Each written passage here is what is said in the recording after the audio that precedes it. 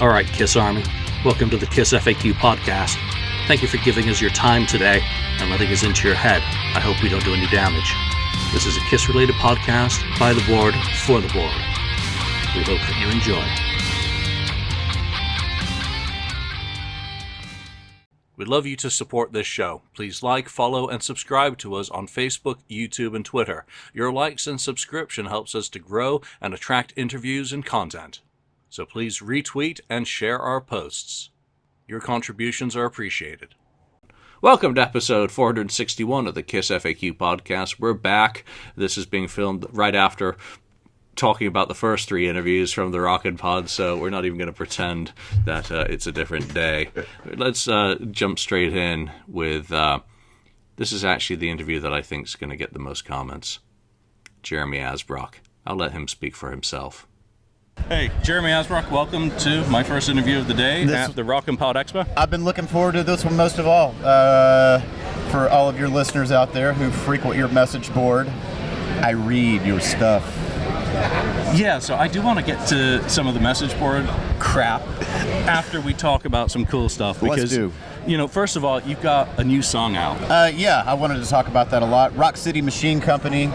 So, Phil and Ryan and I have been playing for 10 years together now, and the number one question that we always had was, are you guys going to do anything original? Are you going to do anything original?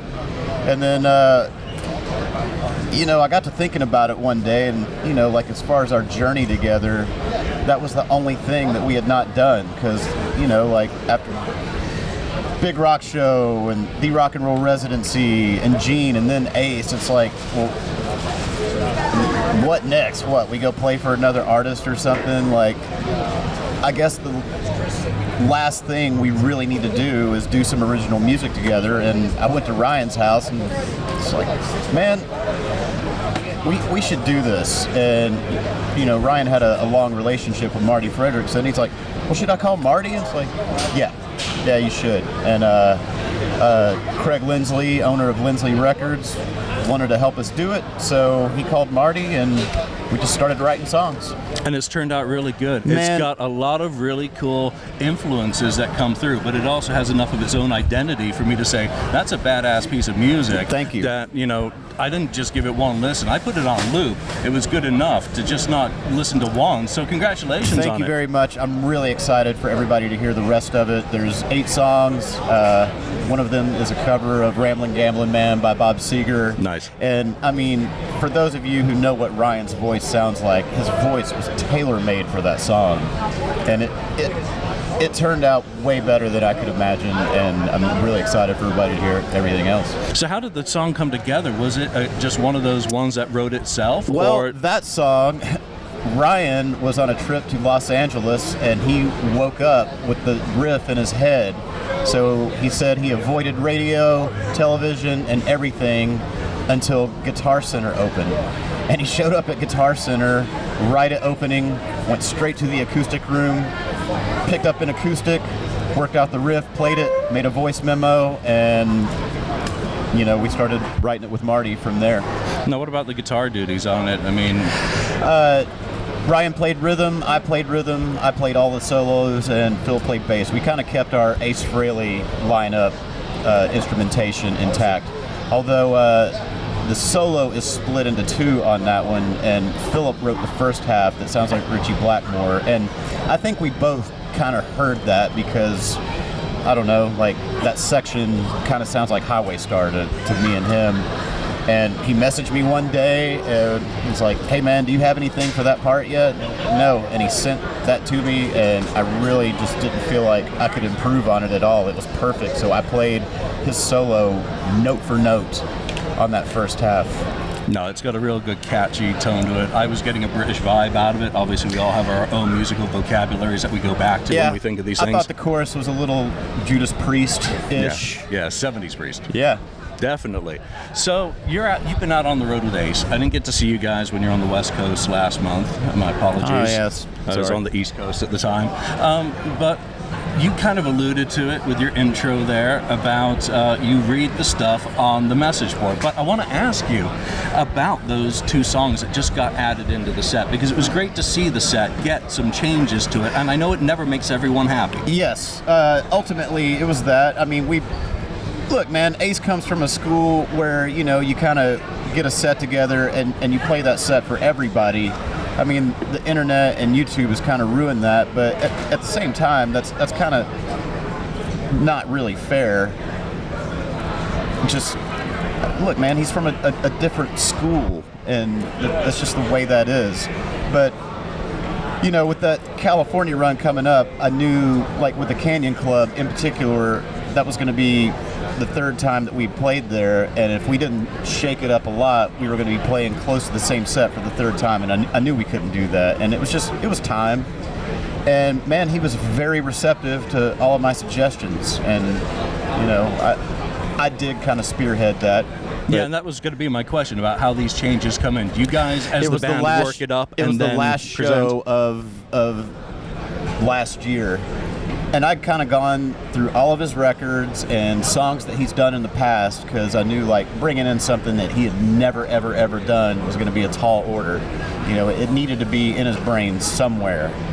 And, you know, I listened to all of it and wondered, you know, what would sound good live, you know? And Stranger in a Strange Land struck me as a good live tune. He had done that one on the first tour. I think he had done it a couple times, like since he had left Kiss for the 2nd time.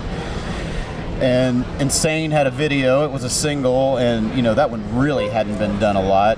And you know, I sing Strange Ways, and we had done Strange Ways every show I've done with him, so I thought, you know, like, well, we hadn't really done Getaway, and I can sing Getaway, so man, I don't know, he went for it, and it's cool. One of the things that grabbed me, I was watching the YouTube video. I wasn't there, so I benefit from that YouTube video of you doing Getaway. Yeah. I just see a lot of passion on your face for that music.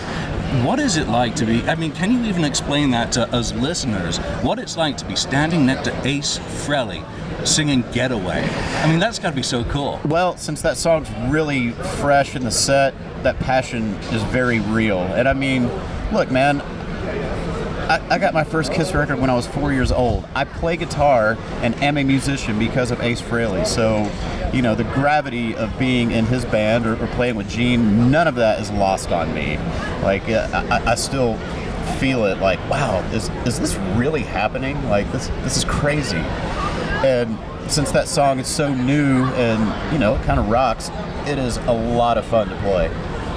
Do you still get off on, you've been touring with Ace now for a while, of just being on that stage with someone of his stature? You've been on the stage with Gene Simmons. I mean, these have got to be incredible experiences. You're a working musician, you're a real deal on your own before we even take those names and add it to the equation. But do you just feel like you're living in a dream with these experiences that you're blessed with? Yes, I do, and it's not just like a personal singular experience. It's just when I look over and I see Ace, I also see Ryan, and I saw Phil prior to that, and like all of us were friends before any of this. So the shared experience is what makes it really, really awesome. You know, because I don't have to do it alone. I have my close friends to share it with. I know that sounds like kind of hokey, but it's true.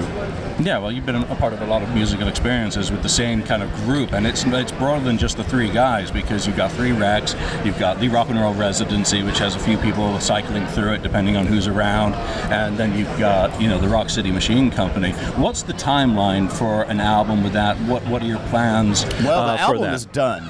So, you know, like, vinyl printers are backed up 6 months, so it'll be 6 months before we actually have that product in our hands.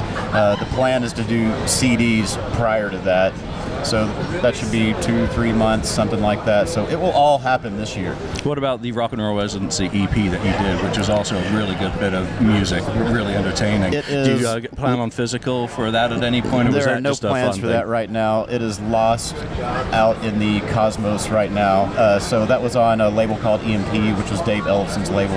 They folded the label, and honestly, I don't really know what's going on with any of that. It's just, if you got it, congratulations. If you didn't, I have no idea when you're going to get it again. Right. And you mentioned vinyl for the new stuff. How important is vinyl now as a revenue stream, or not necessarily just talking about the money side, but in terms of being able to survive as a working musician? Well, there was just an article that came out that vinyl outsold CDs for the first time in like 32 years or something like that. So, you know, since people are buying mainly vinyl, it is pretty important. And, you know, honestly, since I haven't had my own vinyl record to sell since I was in a band called the Shazam, I guess I'm going to find out. Which I want to just give all our listeners, you think about Jeremy, you maybe just get pigeonholed into thinking about Ace and Gene, but the Shazam's got some pretty cool shit. That's very that was British the first to me. band I was in, and yes, that was more of a 60s British experience, you know, leaned real heavy on the Beatles and the Move and Cheap Trick and stuff like that. So that was kind of where like my ability to sing good harmonies and backup vocals came from. And man, we did a lot of great stuff. Like you know, we did a TV radio broadcast from Abbey Road. We played Earl's Court, and then Little Steven latched onto the band, and we did a lot of stuff here as a result of that. And you know, but sometimes the wave does not break. So you know. And there were what, 4 albums, 3 albums? 5. 5. 5 albums, and then I just started doing stuff with Phil for fun around Nashville, and the Residents, he was part of that, and then that kind of grew into its thing. And it's kind of funny what you accomplish when you quit trying and you just start having fun with your buddies. Yeah, and if you're making you music start playing and you're with Gene smiling, Simmons and Ace Frehley. yeah, and smiling, because that's got to be what it's about. But what do you have planned for the rest of the year? You've just finished up that leg with Ace. You've got this new single out now that people can go listen to. Yeah. What's the rest of 2023 look for you? We're going to have a very busy summer with Ace, and by the time the summer wraps up, Rock City Machine Company's album will be out, and hopefully we'll be doing a lot of work with that. I mean, you know, we kind of plan on trying to elevate that into something. Ryan and I and Phil would all like it to do a little more than just be this little thing we did and we sell a few vinyls and that's that. I'd love to go do shows and make it live and breathe. Right. My last question for you is, obviously everyone knows about the importance and inspiration of a guy like Ace Frehley to you. Who are some of the other key players that you really feel are a part of your playing DNA, that you think back to a lick that you worked on, you know, you heard on a record, that really became centrally important to your musical identity? Man, there are so many of those guys, you know, both Aerosmith guitar players, Jimmy Page, Zal Clemenson from the sensational Alex Harvey Band. There's a lot of his playing in my playing. Angus Young, you know, like really all the greats that are regarded as the kings of guitar, and that's why they are the kings of guitar. I mean, and it's really funny that all of those guys influenced so many players, and like all of us sound different. We all interpreted all of that a little differently.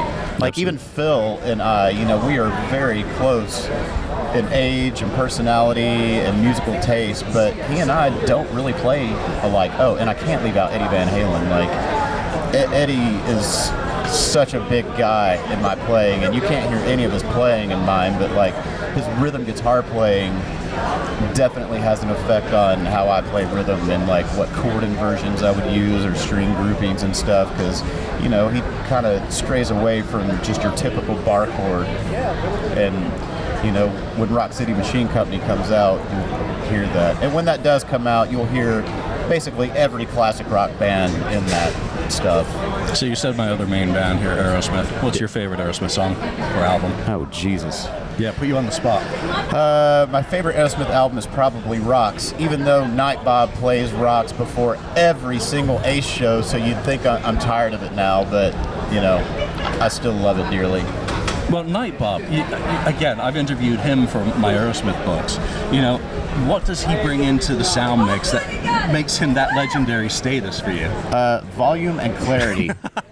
Volume and clarity. That's what it's all about. All right, Jeremy, any last words for everyone out there? Yeah, let's talk about your posters real quick. I read all of your stuff. Look, man, don't get hung up on what we're not playing. like just kind of enjoy Ace for being here now. Look, because I talked to a drummer of a very, very prominent classic rocker who's planning his farewell tour. We are not going to have these people forever, so just enjoy it while it's here. If there's some new stuff added, just enjoy it. Detroit Rock City is not going anywhere. I mean, Ryan sings the shit out of that song, and from the stage when we do those rarities, it gets a little response, but from the stage, Detroit Rock City gets the biggest response out of everything we do, and everything gets gauged on that. So that's the way it is. And as far as people feeling like Ace should not play any non-Ace songs, even if I weren't in the band, I would feel that's bullshit, because he was the guitar player for Kiss. He is in the Rock and Roll Hall of Fame because he was a guitar player for Kiss. Those iconic solos are his, not Tommy Thayer's. So Ace deserves to get to play those iconic solos. And honestly, Ace never carried an entire show vocally, so sometimes he needs a vocal break, and that's the perfect time for one of us to sing an awesome Kiss classic and for him to play those solos that made him fucking famous in the first place. As a fan, I want to hear that. As a fan, I want to hear it, and I also want to just celebrate that Ace is still out on the road. Man, Ace is 3 years younger than my mom, so I try to imagine my mom out there doing this, and I can't. It does not compute, does it? So, we all travel kind of the same, and, he's just love it and enjoy it, because you know what, man? One day it ain't going to be there. And that's a great way to end it. Enjoy the music, live the music, breathe the music. Jeremy Asbrock, thank you very much for joining us today. Thank you, Julian. I've been looking forward to your interview a lot, and thank you for the books and giving the Gene Simmons Band our day-to-day in your book, because I have that forever, because otherwise I would kind of forget some of that stuff, and it's neat to have that. Well, we look forward to hopefully more Gene Simmons stuff in the future. Me too. All right, thanks, Jeremy. All right, thanks, Julian. All right, Ken.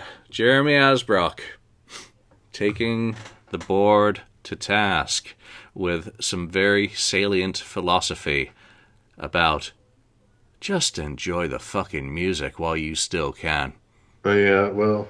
He's kind of, bothered by, obviously, our board, where there's people, saying what Ace should do or what Ace songs they should play and all this and that, and on and on and on. So, yeah, I know he brought that up, and that was, just kind of a statement, be happy with what you're getting. You're still getting Ace, to see, and he's still performing and so on. The other stuff was interesting, even trying to interject or get Ace to play, different songs, and Getaway was brought up. That was played most, recently at the end of the year, I think it was, and stuff like that. It was really good. It was an interesting interview. I really enjoyed it. Yeah, and of course they've got a new single out of original music, and Right. It is the Rock City Machine Company, Can't Stop the Train. Actually, it's a really good song. It's great to hear them doing more music. We talked a bit about that. I wanted to cover that first before, we got into the Ace stuff. And, Ace can play anything as long as he's got a drummer. So, Mark, Jeremy Asbrock, thoughts on that? Sorry, I turned it down because your vocal smoothing pedal was turned up too high. Yeah, there you go. So I enjoyed it. It was the first one that we got to check out, and it was really well done. And I enjoyed him talking about kind of the behind the scenes of telling Ace, listen, maybe we should try a couple of different songs. And I like the fact that Ace actually respects them enough to kind of take their word, because he brought up a good point. If they didn't change some of these songs around, they would be going back to some of these cities that they went to multiple times, playing the same sets, and they would get called to task, like Kiss? for sure. Yeah, exactly. But of course, Kiss, they don't care, right? And of course, Kiss will say though that they have, a lot of their stuff is sequenced and to a click and this and that for their video screens and their cues for the pyro and stuff like that, where Ace doesn't have any of that kind of stuff, right? Which is one of the flexibilities you have of not doing a show with a click like that. So As far as his commentary on the board, I mean, you got to remember, guys, and I'm talking to you, the listeners, right now. He's of course going to defend Ace about it, whether you guys are right or not about whatever comments you make, whether it's about set lists or whatever. Because don't forget, he said it himself. He's doing one of his dream gigs. He's playing with the person that inspired him to play guitar to begin with. So if any of you guys were called up and were asked to join the Ace Frehley Band and tour with him, I guarantee you your view on the board would change as well, because you're, touring with a guy, that's making your dreams come true. So I think that has a lot to do with it as well. He wants to defend his employer, his boss, his friend now, right? So don't be surprised that he made comments like that about it, because, he doesn't want to hear, those kind of things said about Ace, because the guy's working with him and, talks with the guy who knows how often on a weekly basis. So I kind of understand that mentality, and I thought it was a good interview. I mean, Julian, you asked some good questions and pulled out a lot of information that I thought was pretty important for people to hear. So yeah, and again, I don't think he's defending himself or Ace. I think he's reminding us everything is just a death away from ending. Yeah, whether it's your own or someone else's, that it is healthier to step back and enjoy it. I was watching a video this week by a British artist named Ren, and he has one of the most emotionally charged performances called Hi Ren. I recommend everyone check that out. Yeah, I saw it. Because it does talk about a whole lot of issues that all too many of us are way too familiar with. And he says something at the end about learning to soften, learning to relax. And I think that's a message that, regardless of what's going on in your life, that it's useful to kind of take that Brazilian Jiu-Jitsu point of view about going with the flow, and you're not going to conquer stuff with power. You have to learn to accept things. Well, here they are. He's up on stage playing with one of his heroes, and he's getting to, play some pretty cool songs, and Ace is playing along. He's singing it, and to hear the passion coming out of him as a working musician about his own music, about the music that he plays with Ace, really is a reminder. As Kiss goes out on the road for these last 50 dates, apply that to them as well. Apply that to any band that you're going to see. It can all be done and over with tomorrow. And that, do you want to just focus on could've, should've, would've, or do you want to focus on what is? It's a good reminder, and it wasn't an attack. It was a reminder, and that's how I took it. All right, let's move into Blackjack. Sandy Gennaro, drummer with Blackjack, and as we found out, he was also drumming for another band that I saw in 1989 or 90, can't remember which year. So here's Sandy. All right, so Sandy Gennaro, thank you very much for joining the KissFAQ podcast. Thank you so much, Julian. I appreciate the opportunity. So obviously we're a Kiss podcast, so you know where I'm going. I do. You can take several different routes today. But I'm going to go straight there. Okay, go ahead. Blackjack. Right. Obviously, that is the first real professional recordings that Bruce Kulick did. Correct. I want to ask you about the formation of that band. How did Blackjack come about, and how did you get roped into that?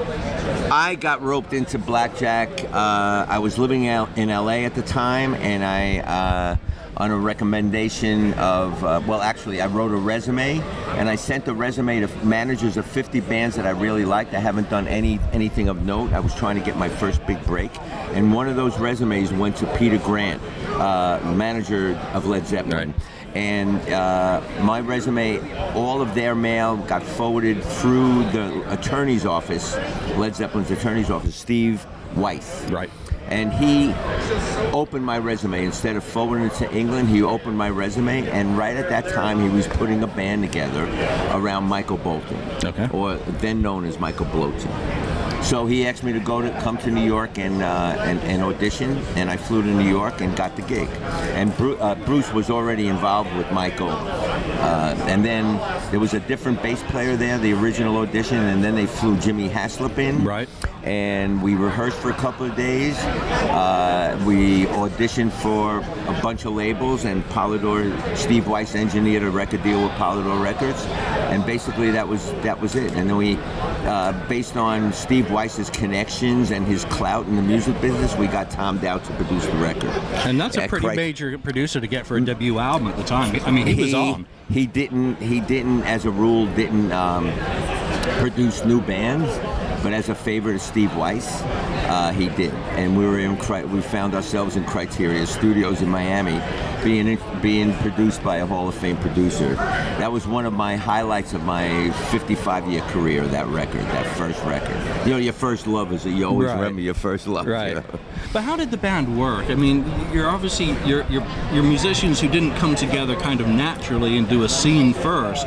You were a construction. How did that affect the band from a starting point? We all had the chemistry as if it was a band that rehearsed in a garage. We all got along really, really well, and there was no real difference. When I was in Blackjack, it felt like an organic band because we all got along as friends, off stage and off, out of the studio. We used to go hang out socially, and so there was no real difference being put together or being organically grown, if you will. You know what I mean? Right. Did you guys play together live before you entered the studio, or were you put together and immediately go into the studio? And I know I'm asking you to go back 45 years, and I can't remember what I had for lunch yesterday, so... If my memory is correct, I think we rehearsed and went straight into the studio. After we got the record deal, we auditioned for Tom Dowd, and he wanted to produce us, again, as a favor he loved the band, right, but as a favor to Steve, and then we were in Criteria. And then after the album was out, then we went on tour. We opened for Peter Frampton for a couple of weeks, actually. It was the Peter Frampton tour right after the Frampton Comes Alive tour. Right. He supported an album called I'm In You. Yep. And so that was great. We did a limited amount of touring, and then we went back into the studio. We did some club gigs around New York, my father's place in Long Island, and then we went back into the studio to do the second record. Right. Now, by that time, you've been together, you've played some shows live, so a band gets more locked in and tighter. Correct. I want to ask you, as a drummer, who do you lock in with more? Do you lock in with bass, or are you looking to guitar? Well, it's not from an ego standpoint, but the structure of a band, the rhythm section, it comes from the drummer. Yep. It's the foundation. It's the bass player's job to lock in with me. It's not my job to lock in with the bass player. I'm the source of the rhythm. Yep. And he is the bass player is the intermediate instrument between the drums and the melodic instrument. Okay, great. That's a great differentiation that you're only going to get when you ask a drummer, because if you ask a different person, they might not necessarily give that answer. Well, that's the way music is constructed. The rhythm comes from the drummer. And it's the drummer's job to bring the band in sync with him, in order to produce a nice foundation for the singer to sing upon. If you have a bass player that says the bass player is the most important person in the band, I guarantee you he's got a 5-string bass. Right. And he plays all kinds of chops, whatever. It's the bass player's job to lock in with that kick drum of the drummer. That's something I've known for 55 years. So for the second album, Worlds Apart, you had Eddie Offord producing. Correct. How did that differ for you than working with Tom Dowd? Because he's a completely different character. It was very, very different. It was very different. Not only is Eddie Offord a different person than Tom Dowd, but we did it in Woodstock in the wintertime, where the Tom Dowd album, Criteria, was in Miami. That's a different scene. And now we're in, I think it was in Levon Helm's studio, where it was really cold in there, and Eddie Offord wasn't, and I don't want to speak bad about anybody. It was a great experience, and the result was the Worlds Apart record, which I really like, and some of the tracks are really, really good. But he wasn't Tom Dowd, let's put it that way. And sometimes he was an absentee producer, and a lot of times in that session, if my memory serves me correctly, it was Bruce and Michael basically putting the producer hat on, and Right. You know what I mean? So Eddie Offer was cool, but I have more experience with Bruce and Michael both in being behind the board when producing than Eddie. Right. I don't know what Bruce has to say about Eddie, but that's basically my take. I've never really talked to Bruce about the album, but when I first heard it, Airwaves, great song, Welcome to the World, I think it's hilariously great. My World is Empty Without You is a great cover. That's a really, really powerful song, and the one that jumps out to me, and I didn't know who Michael Bolton was at that point when I first, maybe it's The Power of Love. Right. And then you hear where Michael went later. Right. Did you guys get the inkling that Michael struggled with his musical identity? He's a great rock singer, but wow, does he do that power R&B stuff really, really well? Yeah, he does it. I mean, he's got a great voice, and I love Michael, and it was a great experience working with such a talent as him and Bruce. I was really, really lucky being in a band, my first recording band, my first album deal with such talented musicians. And I always wondered why Michael, after that first record, he kind of went into the R&B thing, but he always kind of, I don't think he likes to talk about the Blackjack, the rock and roll genre. No, 83, he had Bob Kulick come in when he did his first solo album, went out on the road, kind of as Blackjack. Bruce went with him, and he did hard rock. I mean, it was harder rock than what he'd been doing with Blackjack, which had a lot of the R&B elements still in there. So that's what makes me think he didn't quite know where he wanted to be. Maybe not. I wasn't in his mind, so I don't really know. I don't really know what his vibe was. But when I was on stage with him or in the studio, it was just awesome. It was very inspirational. So what went wrong with Blackjack? Why didn't it succeed, and how did it end? How did it end? Well, it kind of just dissipated after that second record. I don't think we did any touring in support of that record. The story I get from some record people, A&R people at Polygram, when years and years later, I say, you know what? Whatever happened with that? Why didn't it ever happen? Because it was really hyped. It was hyped really, really big. It was the priority release in 1979. And the feedback that I get from A&R people was that, well, maybe it was a little bit too overhyped. Because we had independent, aside from Polydor promotion people, we had independent promotion people going to radio saying that, hey, listen, this is the best thing since white bread. You got to play it, signed by the people that signed Foreigner and this, whatever. So they put it on and it was good. But it didn't live up to the hype. That's the vibe that I get. Right. We had a lot of promotion. We had everything a new band would ever want. You had music video. We had music video in 1979 on the roof of Polygram on 7th Avenue. Full stage preds with and billboard. Helicopter doing the opening and the outro. We had, we did videos before MTV. It was full color 4-page ads on the back cover of Billboard. Yep. We had everything a new band would want, so that speaks to the opinion that I've been given by A&R people that it was just too much putting up the hype, and it didn't really live up to the hype. So, but individually, you've all done very well. Bruce obviously went on to play with a whole bunch of artists, and even if we leave out Kiss, he's had an incredible career. Absolutely, and still going strong. Jimmy, session work again with Kiss, Yellow Jackets. Yep.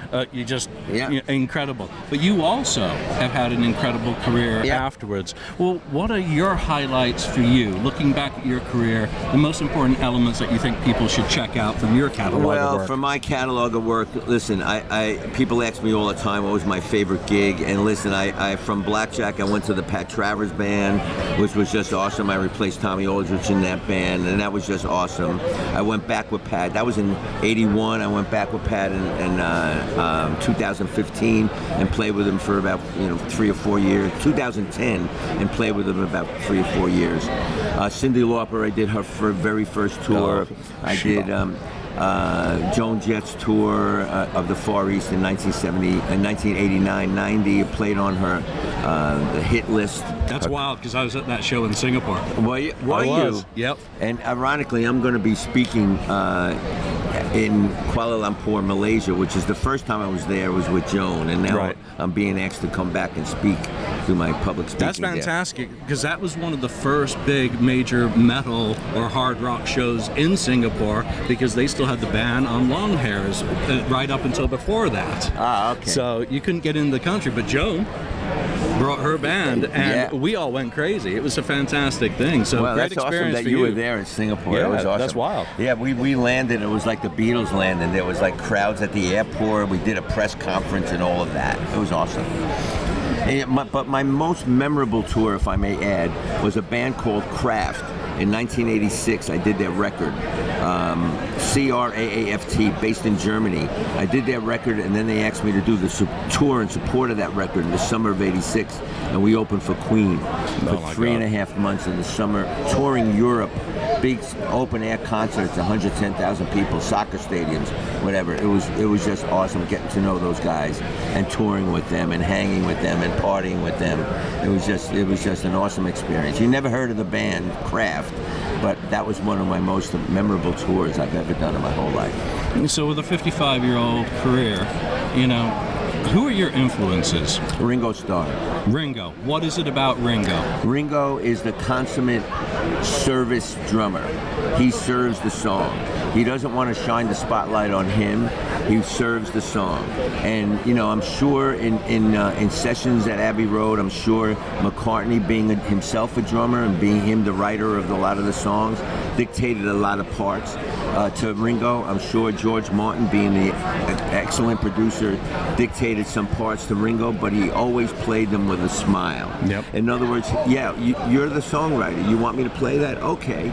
He wasn't like, hey, I'm the drummer, whatever. Yep. You listen to some of those songs, and still today, I'm amazed at some of the innovative beats that he played in some of those songs, like I Feel Fine and Day Tripper and all of that. It's just, he's my major influence and will continue to be until I'm pushing up daisies. Did you watch that Get Back documentary? I sure and just did. Watching Ringo and how he approached those sessions? Isn't that a thing of beauty? And you know what? You know what the thing of beauty is? The fact that Ringo, when you see in that movie, when you see like George Martin and some people hovering around trying to discuss, let's say, for example, where we're going to do our final concert. Should we do it on the roof? Should we do it here? Ringo was always there, but he never opened his mouth. Yep. He was always there, impeccably dressed, and he was just listening in on the conversation. And I'm sure when asked of his opinion, he would give it, but he never was, he was just awesome, man, as a person. And I had the pleasure of meeting him in a shoe store in LA in 1976. But yeah, Ringo was my guy. What about Charlie Watts?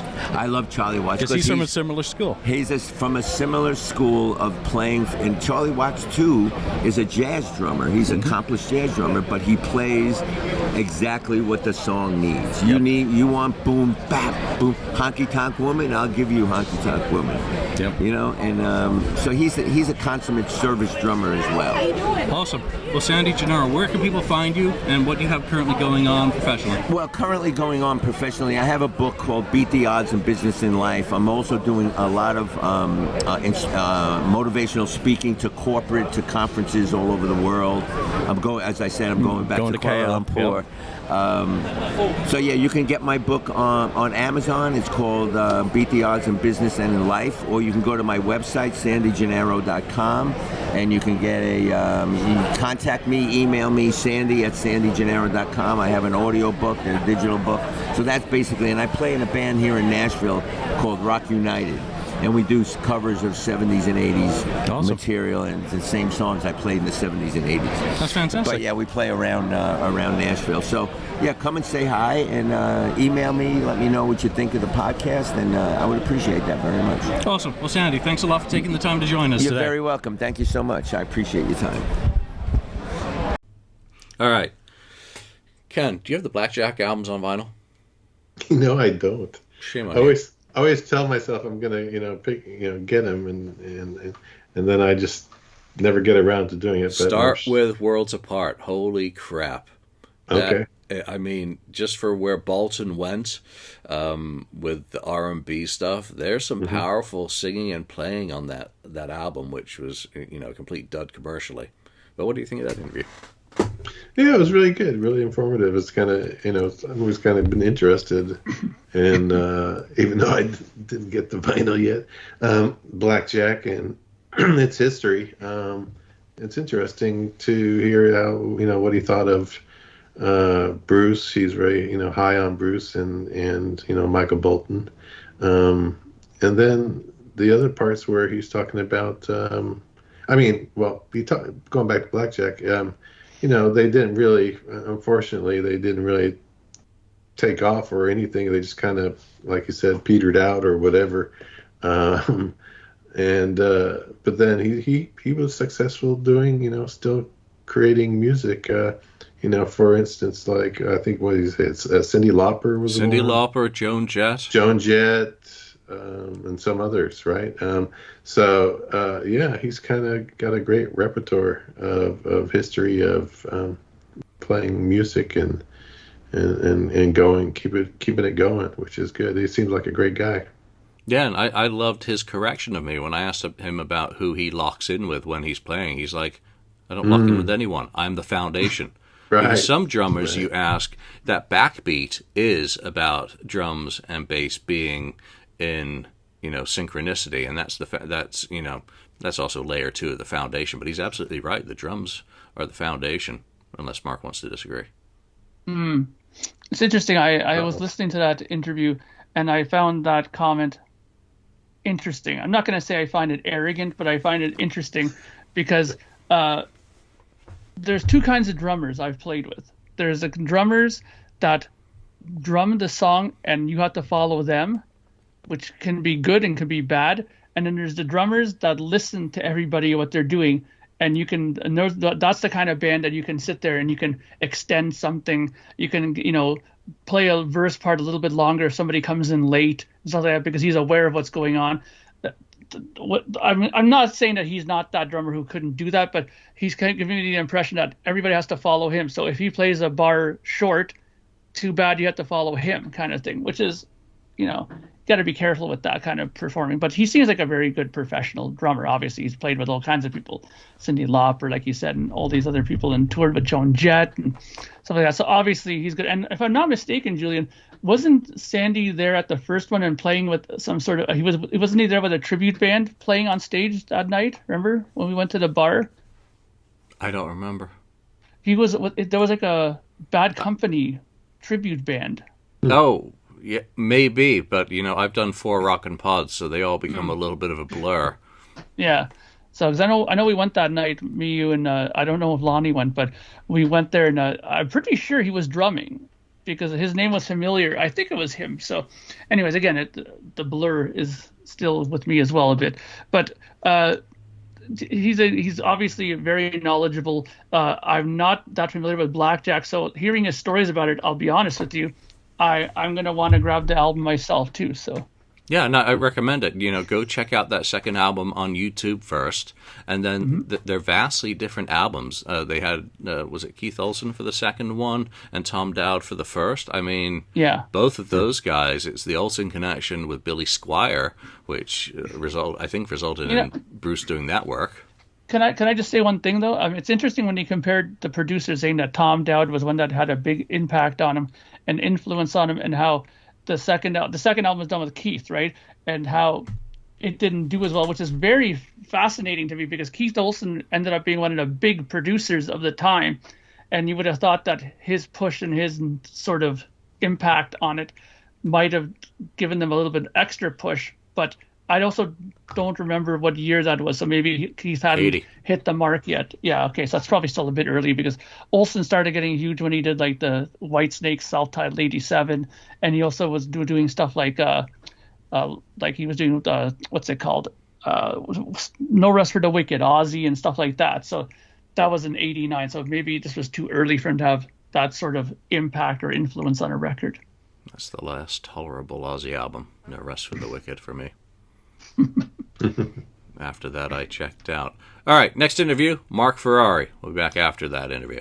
All right, so Marc Ferrari, thank you very much for taking the time to join the KissFAQ podcast today to talk a little bit about your music and career. Well, thank you. Thanks for having me.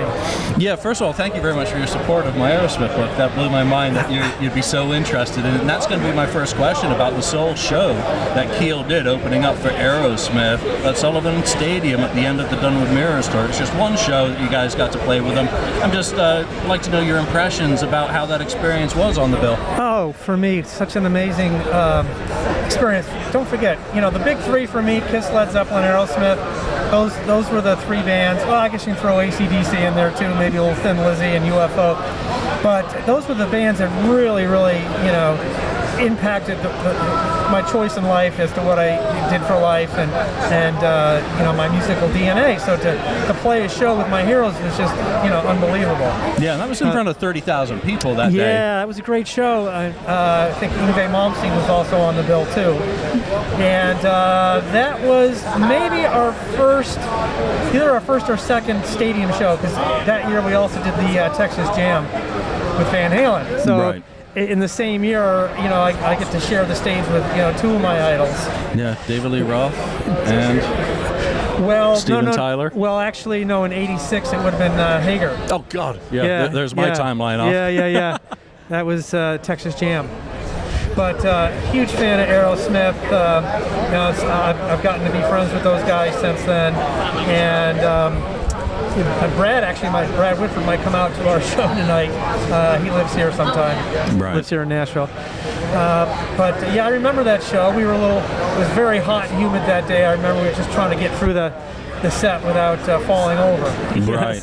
So let's talk about some of your musical history. I want to focus on some areas surrounding your work with members of KISS, because you've interacted with Gene, Peter Criss, Ace Frehley, and Tommy Thayer, the current guitarist. You've got a history going back with each one of these members. I have a lot of shared DNA with the band. Obviously, that Gene Simmons produced two of the Keel albums, The Right to Rock and the next one, The Final Frontier. I wrote a song on Ace Frehley's album, Trouble Walking. Yep. A song called Five Card Stud. Yeah, I did demos with Peter Criss. They're floating around there somewhere. I don't even know if I have them, but I know we demoed 2 or 3 songs. And Tommy is one of my dearest friends. One of my longest friendships in life is with Tommy. I met Tommy the week I moved to Los Angeles in 1984. Black and Blue and Keel toured together. Tommy and I become roommates together in the late 80s. We've written songs that other artists have covered. And, our lives have been so parallel all these years. He's a dear friend. Yeah, you and Tommy have a lot of songs that you've co-written on Your Friend's album, the album that came before that, Bad Medicine. That's right. And also, let's not forget, Tommy co-wrote 4 on the Floor with me, the lead-off track on the Cold Sweat album. Right. But going back to each one of these members, I'd just like you to sum up your observations of working with each one of them. Gene Simmons, obviously, you worked with in the relationship was he was a producer for Keel for those 2 albums. What are your observations on Gene in that role for you? Well, I get asked that quite a lot.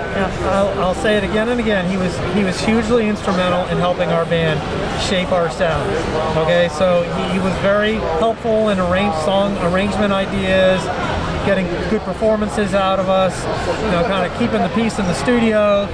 And obviously he was very helpful, from the media point of view too. He was always mentioning Keel in interviews, and I know Ron and he did a lot of press together too. But he was very active in the studio. He wasn't one of those guys that was just sit down and get on the phone and call me when it's done kind of thing. Right. He was very active. Right. How did you feel about him bringing songs in for Keel? Well, on the Right to Rock album, let's not forget that we started that album 6 weeks after we finished Lay Down the Law. So we recorded the Lay Down the Law album in June of '84. Right. 2 months later, 6 weeks later actually, we were back in the studio. So at that point in time, we had only 3 new songs written for that album. In our case, it was The Right to Rock, Back to the City, and there was one other one on there. I'm drawing a blank now. We have 3 new songs. We re-recorded 3 songs from the Lay Down the Law. Speed Demon, Tonight You're Mine, and the Rolling Stones cover. And that left a void, you know. So Gene, Gene being Gene, well, I've got some tracks for you guys, so we wound up recording 3 of his. Okay, so it wasn't a negative side of it; it was a necessity side of it. That's the only thing I'm trying to get clarity on for myself. Yeah, when we played, I think the only song we never played live in Keel, one of the only ones, was that song called "Get Down," which is one of Gene's songs. But we played the other 2, "Easier Said Than Done" and "So Many Girls, So Little Time." Right. Or "So Little Time, So Many Girls." We played those live. We enjoyed them.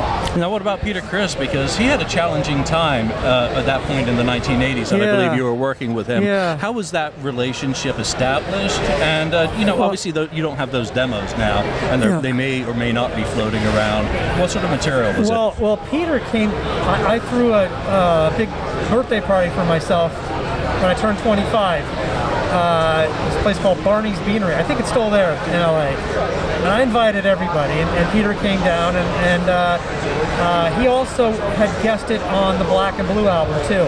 Right. Yeah, so we were all kind of just, there was all these, concentric circles, overlapping relationships, and he asked me if I wanted to do some writing with him, and I remember going to his house. He was living in Palos Verdes a couple times, and it was very collaborative. I think he had some ideas that he was starting to flesh out, and songwriting's kind of like having a catch with somebody. You throw the ball to them, they throw the ball back to you. You throw the ball to them, and that's sometimes how songwriting is. So I remember it being a very collaborative process with him. Now, what about the Ace song? Because you wrote that yourself, and just because of business, Ace has a credit on it. Tell me about the writing of that song and how it ended up getting placed on Ace. Well, okay, so that was due to my good friend Eddie Trunk, who at the time was, I think, a vice president at Megaforce, and Ace was signed to Megaforce, and he asked me if I wanted to do some writing with Ace. I said sure, but I had this idea, Ace being a card guy, that he would probably gravitate towards something that was card related. And so I came up with, I wrote 5 Card Stud on my own. The original demo actually was sung by Oni Logan. Right. So, that I presented to Ace. He loved it. He cut it with his band. I think he actually played it live for a while too. Yeah, he did. Yeah. So you didn't end up doing any work on that album because he seemed to have everyone in LA, from that scene, kind of doing backing vocals on Trouble Walking. I didn't perform on the album. No. Yeah. When you look back to your career, what are kind of the artists that really motivated you to keep persevering within the industry? What keeps you going? Well, first of all, it's all about passion. Music has always been my passion. I distinctly remember picking up the guitar the first time when I was just 9 years old, or about to turn 9, and asking my parents to buy me a guitar for my birthday, which they did. So for me, music has been the only thing that's been consistent in my life. Right. Yeah. I played sports when I was younger. I was okay at baseball and okay at basketball, but I didn't grow past 5'10", so I wasn't going to be a basketball player. And I just got better. I got better at guitar, and I just loved the way music made me feel. And especially when I got a little older, I started seeing bands. Kiss, first band I saw in 1976. As a matter of fact, I looked for it in your book here. Right. That show at Niagara Falls Convention Center, we talked about that. And after seeing Kiss that day, that was it for me. There was no turning back, And tonight we've got Keel Fest 2 going on. I mean, what does that make you feel? 40 years on. That's right. Keel is a band that never really broke out in the 1980s. Just it happens to a lot of bands. But here we are 40 years later, and the music's still being celebrated. And there's a lot of people here today who want to talk to you about your music. It's a true testament to what music means to people, that this music is still relevant to some people 40 years later. Again, it's a blessing, it really is. It's hard to believe. Yeah, for me, I met Ron in, it'll be 40 years in March that we met. So you live long enough, I guess you get to celebrate these wonderful anniversaries. Right. Now, coming out of the COVID era where touring has been decimated for artists, how does that make you shift your approach to music now? You do licensing, don't you? Well, and you yeah, write. I got involved with producing music for film and TV, and I started a music library very, very early on in the 90s. And I was very successful with it. I sold that business to Universal back in 2007. Keel, we got back together again in 2009. That was to celebrate our 25-year anniversary. Right. We were playing intermittently since then. We were not going on the road for long tours like we used to, but weekend stuff and some of the higher profile gigs like the Monsters of Rocks and the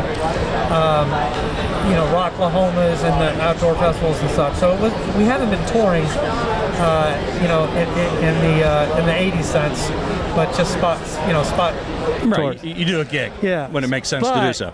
You mentioned COVID, so we haven't played together. Tonight will be our first gig since February of 2020.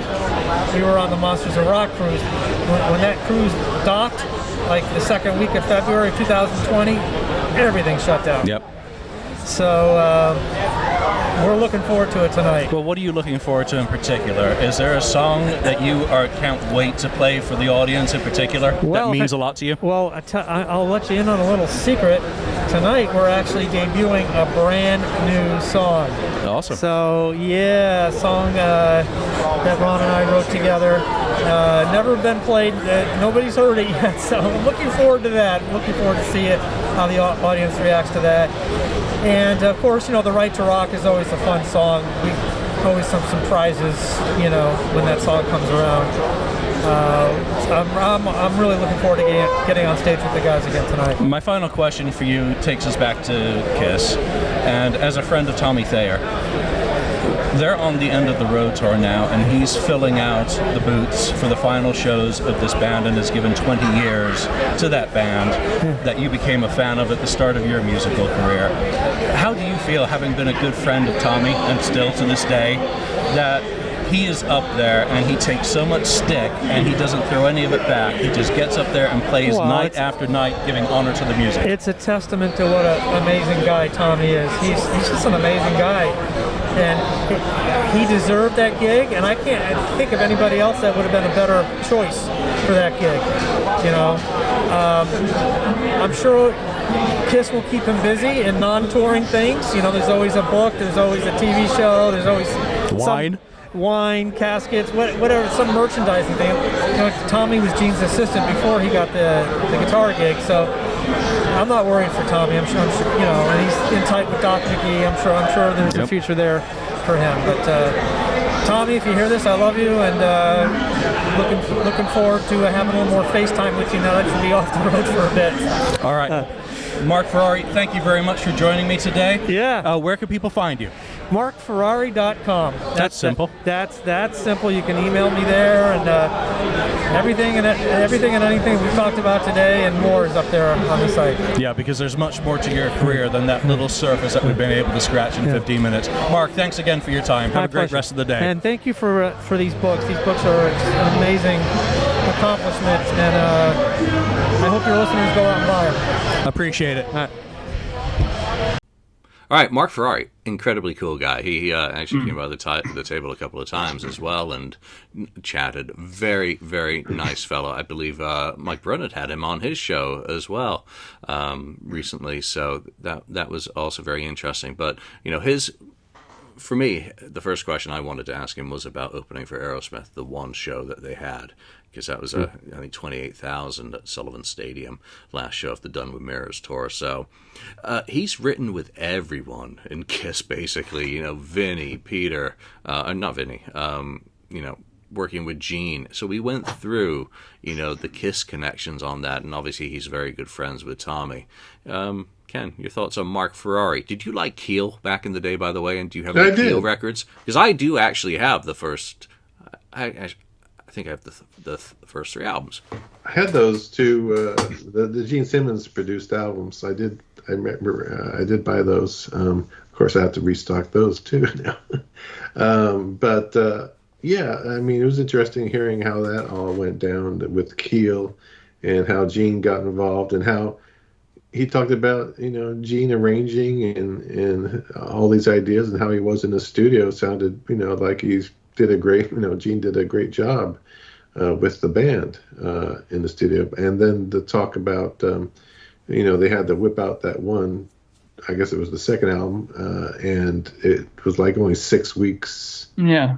Right, of time, and saying they only had a few songs, and so then Gene, of course, he has a million songs, so he offered some songs to them, and which they did, and that that worked out pretty well.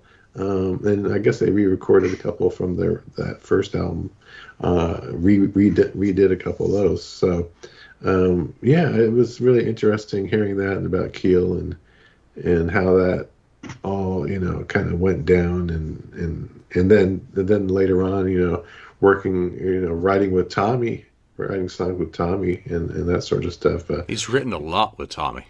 Yeah, a lot of stuff. So it's like, oh, I didn't even know that. I didn't realize that. So it was kind of new to me, interesting. Yeah, and to think that there could be some demos with Peter Criss as well, which that's right, which is very cool. Marc Ferrari. Marc Ferrari is a name that I was really familiar with, mainly because not that I'm a big Keel fan. I mean, truth be told, I don't own any Keel at all.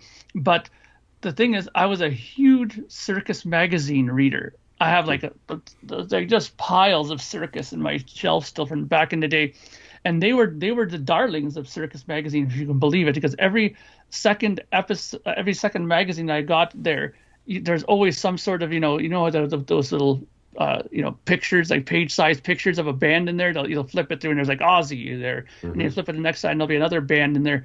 And Keel were there all the time, like constantly. There's always pictures of him and Marc Ferrari holding their guitars and making all these cool poses and stuff like that in Circus. So I was always familiar about Keel.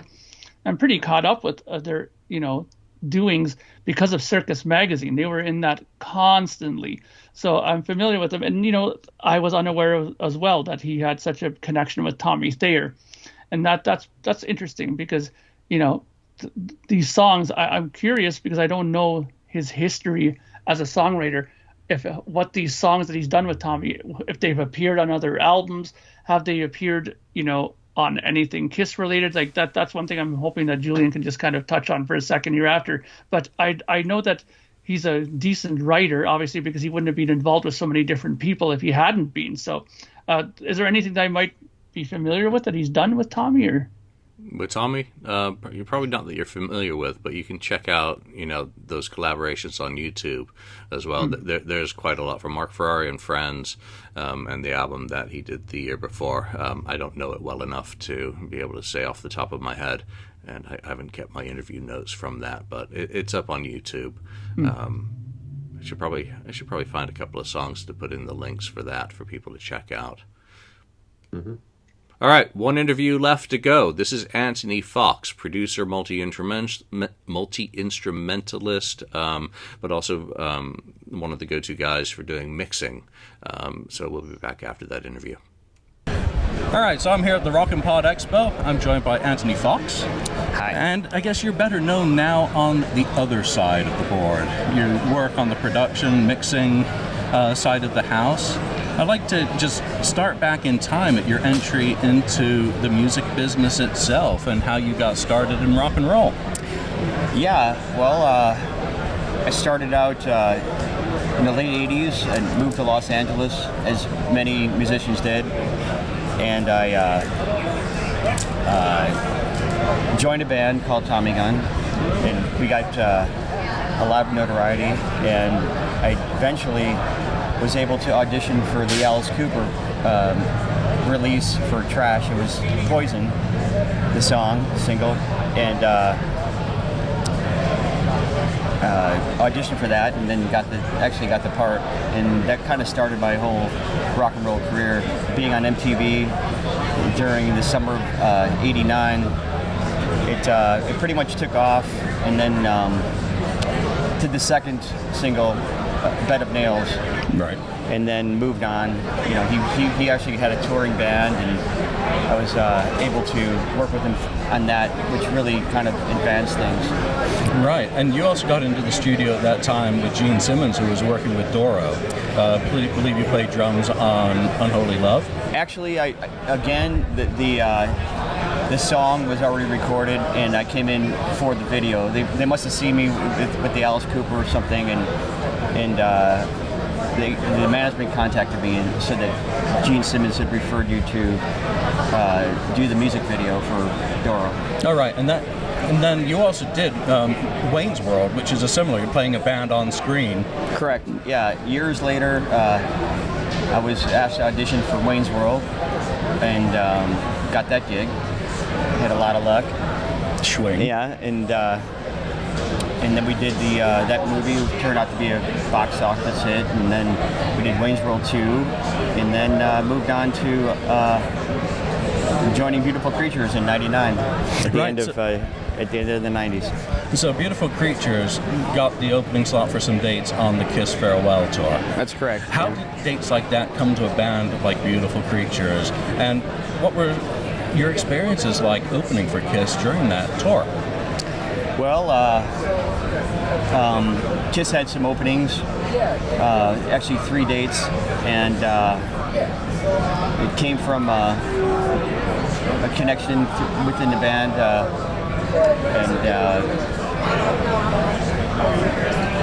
and we pretty much, it was a favor done for Beautiful Creatures, and it was an awesome favor.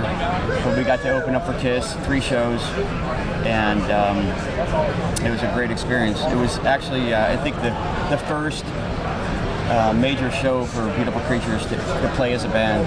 Right, playing for the original Kiss as well on their final tour. That's correct, yeah. Yeah, were you a Kiss fan growing up?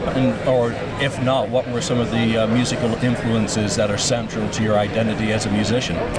Yeah, I was a Kiss fan back in, when they had, in the 70s when they blew up, the late 70s, I was a kid, a very young kid at the time, but I remember listening to Detroit Rock City, and that's when I pretty much became aware of Kiss during the Kiss Alive 2, I believe, and then Detroit Rock City, that song really opened my eyes.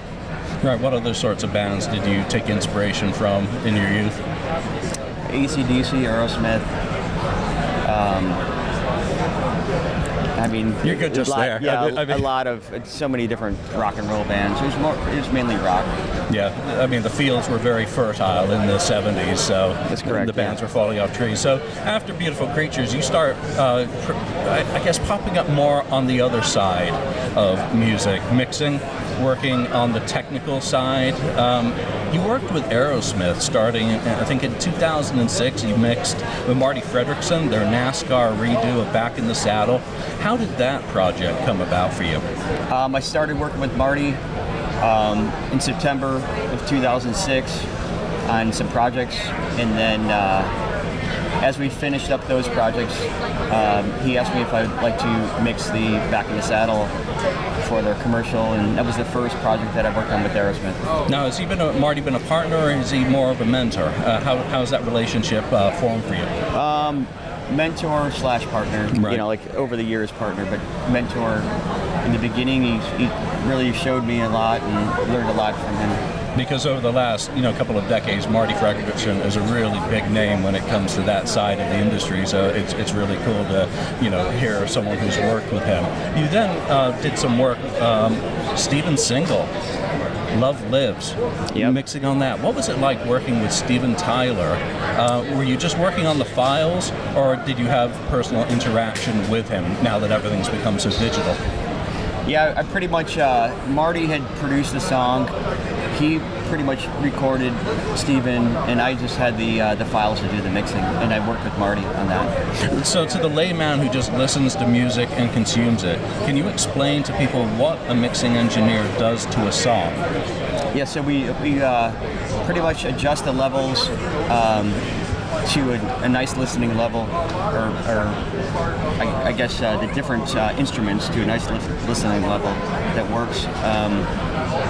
And then, I mean, that's pretty much what it is. Make it sound good. Yeah, make it sound good, just make it right. And then it gets mastered and sent out to the consumer to listen to. That's correct, yeah. Right. So you also worked with R.C.M.C. Did that grow out of the initial work that you'd done with the NASCAR project? So they were trying to make an album for many years before they managed to release music from another dimension. How did that relationship develop and that project itself? Well, that was through Marty again. So when we did the NASCAR, we continued working through 2007 on different projects. And then we were asked to do the Activision had Guitar Hero featuring R.C.M.C, and that was the next biggest mix job that I did. That was 34 songs that I mixed, all their hits, to match the actual sound of the CD. What that is there's stems that you have to make, and then as you're playing the game, they're able to mute the guitar stem, and then all the music keeps on going. Now, if you use the actual track from the CD, if you were to mute, you'd mute all the sound. Right. And they wanted to keep the guitar muted, and then, but the trick is that you have to make it sound just like the CD, what people are used to hearing. So right. And do they provide you multi-tracks to work off from that, and then you then have to bounce down certain tracks in order to make that work for the games? So that was like basically they had the actual original multi-masters baked the tape, right, which means they transferred it into Pro Tools, and then I had the Pro Tools sessions from the original masters. That must have been an absolute trip to get to work on. It's an experience for music listeners out there will never know what it feels like to take a 2-inch reel into a studio, pull it into Pro Tools, and then be flipping through the faders on it. Yeah, it was really a great experience listening to the songs, everything from the early days, the early 70s, and hearing all the outtakes that got muted on the album. I was able to hear all the takes in between the vocals and stuff. It was really great. And you'll often have a lot of elements buried in mix that are on the original tapes that you get to unearth. You become an audio archaeologist when you go back to the full raw recordings. Yes. I'd like to ask you about working with Frehley. In 2009, he did his long-awaited, finally released solo album, Anomaly, and you did some mixing work on that and some other work, I believe. Yep, I did mixing work and some recording. At the final hours, he wanted to put a lead on one of the songs, and he asked if he could use my guitar. I have a 77 Les Paul, black Les Paul, and he was mentioning that he wanted to use that Les Paul to get that sound for his album. But many years before then, I actually used that same Les Paul on stage opening for Kiss, and we didn't know each other at that point. So it's really a bizarre circle of using the guitar on stage opening for Kiss, and then he's actually holding my guitar, recording the solos on his new album with my guitar. That must make that guitar a very special instrument to you. I take it you still have it? I do, and I don't tour with it. I keep it on the wall. Yeah, keep it on the wall, keep it safe. I mean, that's just a magical guitar. So what did you think about working with Ace on that album? I mean, knowing his history, I mean, it was so amazing for us as fans to get new music from Ace, but for you who'd been a fan and to have opened for it, I mean, how do you look at it through your lens? Oh, it was really, it was a great experience. We have a new relationship from then on. So now, it was great. Yeah, him being an idol of mine throughout the late 70s, 80s, 90s, and then working with him in 2000. It was 2009. And it was just been great. And you've worked again with him recently on Origins Volume 2, which That's was correct. his second installation of cover songs. You did mixed work again on that? Yes. Right. And do you enjoy those sorts of projects when artists brings you cover albums, or is it a job? Well, I've worked on I think now I'm at over 500 releases, artist releases. So to me, it's just another adventure, just working on new projects. And I mean, it doesn't matter if it's cover music or original music. It's just music and its creativity and art. Right, and you've got a reputation in the industry of providing excellent quality mixes for artists to keep coming back to you for. What are some of the things that you're working on currently across the spectrum of the work that you do? Yeah, I just finished the latest Buck Cherry mixing with Marty, and he asked me to finalize the mixes with him, and I did the mastering for that album. That's their 10th release. It should be out this year, and I'm currently working on a 40th anniversary live DVD from Night Ranger featuring a symphony orchestra. And that's going to be amazing. That's another great American band. Yeah. Who also opened for Kiss. Yep. And a couple other things. I just mixed and mastered and played drums on 10 songs, including did the video single for a band called Damn the Planet, and played drums in the video, and mixed and mastered a band called Lola Vane as well. Awesome. Well, Anthony Focx, where can people find you? You can find me at www.anthonyfocx.com. Fox is spelled F-O-C-X, so AnthonyFocx.com. Well, thank you very much for taking the time to join us today. We very much appreciate it. Thank you. All right, Anthony Focx. I had, wanted to talk to him about mainly the Steven Tyler connections, because he did a lot of Steven's early solo stuff and got those stories, but he also worked on Anomaly, and he was a member of Beautiful Creatures, opened for Kiss for 3 shows in 2000. Mark, back to you for that.